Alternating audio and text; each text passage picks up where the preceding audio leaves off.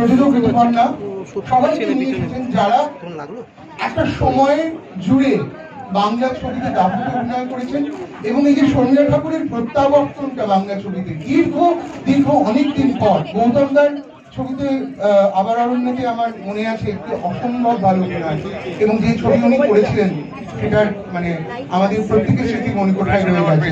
National award পেয়েছিল শর্মিলা ঠাকুর এবং মহোৎসবের পর দ্বিতীয়বার ন্যাশনাল অ্যাওয়ার্ড পেল এই ছবির জন্য উদ্বোধন মহোৎসব।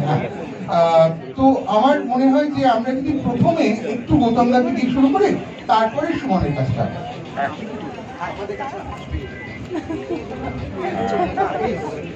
শুভ সন্ধ্যা, আপনাদের সবাইকে স্বাগত।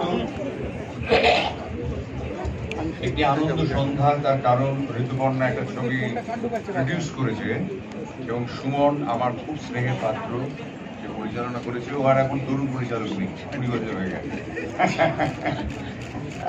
আর শর্মিলা রিঙ্কু আমার বহু পুরনো বন্ধু এবং আমার ছবিতে অভিনয় করেছিল আবার অরণ্যে। একটা দুর্দান্ত টিম চৈতি ছিল, আর সৌমিত্রদা, শুভেন্দুদা, বুবু, সৌমিত মঞ্চ, টাবু ছিল, শাশ্বত, যিশু, ওরা অনেক ছোট ছোট ছিল এরকম।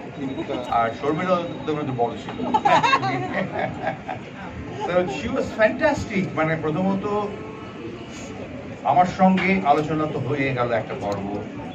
রিহার্সাল আমি করি না, কারণ রিহার্সালে কিছু হয় না, লাইটটা নেভাতে পারবে, রিহার্সাল করি ক্যামেরার সামনে।